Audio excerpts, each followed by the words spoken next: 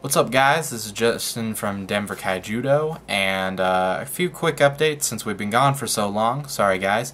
Preston's been really busy with all the stuff that he has to do with work and school and preparing for the Kaijudo Championship and all that stuff.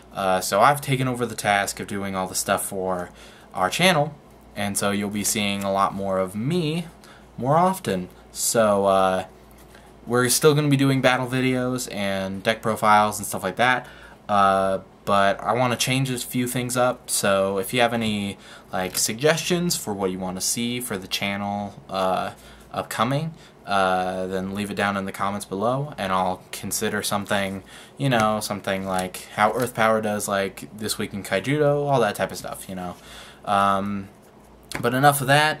This is deck profile for Dark Megabugs. We'll be having a battle video up tomorrow for this deck, and so you'll see this deck in action. So let's get right to it. That should be good so far, all the way down there, I think. Yep. Alright, so to start off, you got the standard 3 mana Pop Beetle, and I play 2 Ambush Scorpion. I don't really see any need to play 3 of these, since you have 3 mana Pop Beetles, and so these are just really good against the rush mashup and stuff. So then if you go first, then they play turn 1 Blaze Belcher, then you can play turn 2 Ambush Scorpion, and you don't have to risk your Megabug bait like you would with Mana Pod. So these are really good, but I don't see a need for 3. Mana Pod's really good. If you have another Megabug on board on turn 4, then you can just sacrifice one of these and then be able to play Hive Queen on turn 5, technically. Stuff like that. They're just really good because they go to mana instead of being discarded when they get banished. So that's the standard Megabug bait.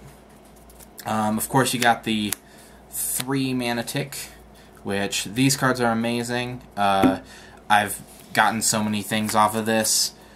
The main thing I get off of this is Homunculon, and so on turn 8 or something, I'll Mana Tick and I'll get a Homunculon and play it, something like that. On turn 9, I can Mana Tick and then play Hive Queen or whatever. These are just really good cards with all the Megabugs that you have in the deck. So, Mana Tick, and then you got the Homunculon, which Homunculon is amazing. This card is probably the MVP of the deck, if not next to Hive Queen. This card makes it so then I will never play a Megabug deck without some type of light, because I always want to play Homunculon, because this card has won me games so many times. So this is a really essential card for the deck, for me at least. Of course, you got the 3 Hive Queen, backbone of the deck pretty much. The reason that you play this deck is because of Hive Queen. Being able to look at the top 3 and then take a level 5 or less non-evolution, put it on the battlefield is amazing, and it's a 8,000 beater double breaker on turn 6, and so this card is just amazing and I love it so much. To round out the last part of the nature session, we have 2 Swordhorns. These are really good because they can get over the top of things that are 5,000 power, so Feral Scarodorable, so the newest thing, the newest hotness that you have to get over with these. I've been killing Feral Scarodorable so many times with these. I had this at 3 before, but I didn't really see the need for 3 because I'd rather be playing Mana Tick, so those are really good. And then, of course, you have the 3 Root Traps to round out the nature section. So yeah, these are just really good. Always a staple whenever you're playing nature. The only mono light cards I play in this deck are 3 Keeper of Laws and 2 Stormsparks. I tried to fit in a 3rd, but I could never find room for it, of Stormspark, so 2 is fine. I've gotten it plenty of times in Shields, to the point where I can just win or whatever. Stormspark's amazing. Keeper of Laws is amazing. I've had 2 of these on board and just instantly win because they can't remove them, because they don't play light, so they have no Stormspark or they have no passive removal or anything like that. So yeah, these are just really good. Drawn so many cards off of these, and they're just awesome. To make it what it is for Dark Megabugs, we run Darkness, which we run the standard 3 Bone Blades and 3 Terror Pits. Sadly, I've only gotten 1 Triple Strike, so that's why this. But these are just standard. Bone Blades and Terror Pits are just easy removal and amazing all around, and great shield blasts. I only play 2 Scared Orbital Gloom Hollow.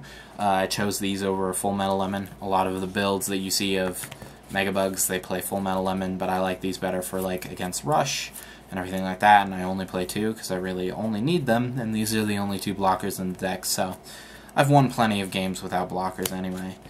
I played 2 Mesmerize. I played 3, but I didn't really see the need for 3. These are really good against like the mirror match or against control or whatever, getting those pesky things to stop your stuff out of the way. So these are just really good at the 2 spot.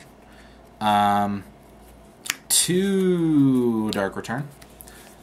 These are really good. I played these before as Patchwork Surgeons, but having to hardcast them for 5 mana is not that great. So you kind of rely to play them on when you have Hive Queen out or whatever. So I just played Dark Returns. That way if I have like a Megabug on board and I'm on turn 8, I can go Dark Return, Hive Queen. So if my Hive Queen gets mesmerized or something, I can always get it back. And then I've had like where I mana ticked for Hive Queen, I had 2 in my hand and a Dark Return, and someone mesmerized me, and they had to get rid of the Dark Return instead of the 2 Hive Queens, so it was pretty awesome for that matter.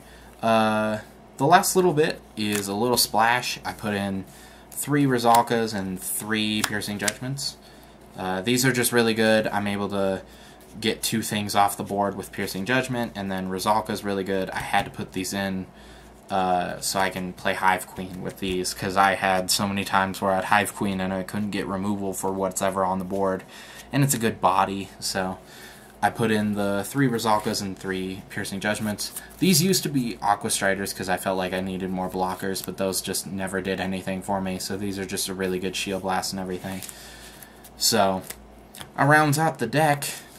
This is 40 cards exactly, and it's been doing really well. The only games I've really lost are like when I don't get a single Hive Queen all game, which sucks, but this deck's really well all around, and I love the progression in it and everything, so you'll be seeing a battle video of it soon, and yeah, so this is Justin from Never Kaijudo, and I shall see you later, all you Kaiju YouTubers.